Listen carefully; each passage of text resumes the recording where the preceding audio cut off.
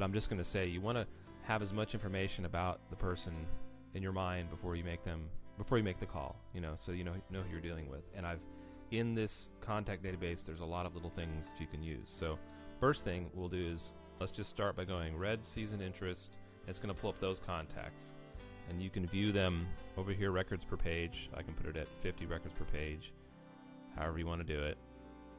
And all you have to do is just click the name, and it opens up that person. So for instance, this person, Michelle Scott, open it up, and we'll just look at the different fields here.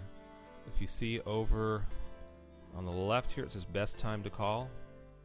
A lot of people have provided that information. She says anytime. So if you want to, you can further sort your contacts this way. Okay, so you've got any, and then over here on the right, we have shows. Now these are shows that she has come to. So she's come to the Blues Show, the Bob Schneider Show, the Patty Griffin. So that's some information about her when you make the call. If for some reason that she doesn't remember, after you've said I'm calling, I'm helping Will Taylor out, or at any point in the conversation, you can say, hey, I've noticed you came to the Bob Schneider Show.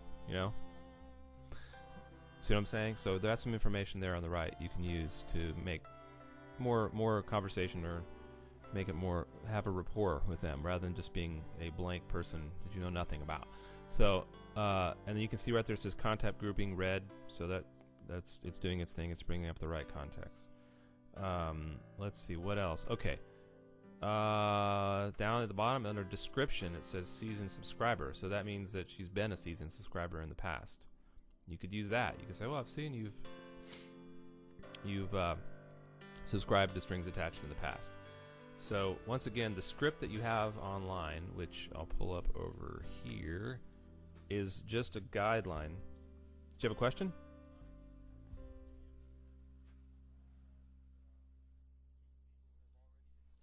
No, not if you follow my system. If you follow how I've laid it out, because I'll get to that in a second. He asked if there's a chance they may have already been called. If everybody follows this system, which I'm making this training video to work, it's got a system of checks and balances that prevents that. Right. So back to the script. This script, again, as a general rule, you want to use this to walk through, but add your own style, add your own language, be spontaneous. They would much prefer somebody real on the other end of the line than reading off a script. So that's why to go back to it, I've provided a lot of these extra bits of information, like which show they've gone to, if they've been a seasoned subscriber in the past. You will see that information in this detailed contact information page. Okay, so we're good up to that point. Now, the way you pull up. Okay, so let's go back to the blue group season interest, or I'm sorry, red season interest. Okay, so as of now, none of these people have been called. So for instance, let's go back and we're gonna pretend we're going to call Michelle Scott. First thing I want to do is look down at this status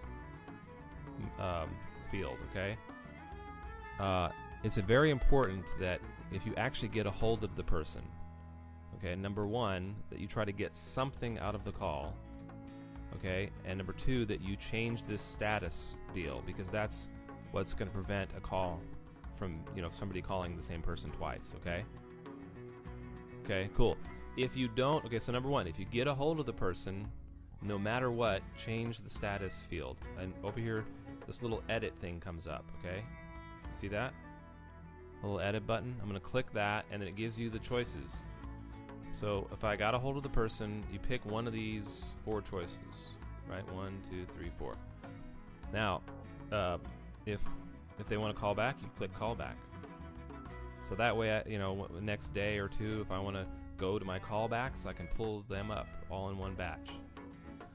Or if you've had a conversation with them, maybe they want to be called next year, maybe they want to be taken off the list, or maybe you made a sale. So everything should fit under one of those 4 categories for the status. Now, if it rang and a message machine came on, don't leave a message, okay? And don't change the status. Just go on to the next contact, because either they will see that you called and call you back, okay, or you'll just come back to it the next day. And it's better to try to get a hold of as many people in person as possible rather than leaving a bunch of messages. Okay.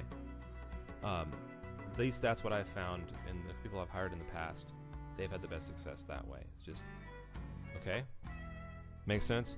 So, and if you don't get a hold of them, then somebody else could be working the list tomorrow and see that the status has nothing there, and they'll know that that person actually hasn't been reached. Make sense? Cool. That way, people can work on the groups, and we won't have that problem. But if somebody doesn't do this, then it will be a problem. So if somebody doesn't put a status change when they actually get a hold of somebody, then we can run into problems. So just be real careful about that. Any questions so far? It's a good system, don't you think? Yeah. Let's see. Important to change status. Okay, only and try to keep on your group. That also is a good balance. Like if you accidentally start seeing blue grouping coming up for some reason or other, just don't make a call. And then edit all these fields can be edited. If you see on the right, a little edit button always comes up. Feel free to change information when you talk to the fan. Add in personal details down here under description. If they say something like, "Oh, I've my kids are visiting," or we're having a birthday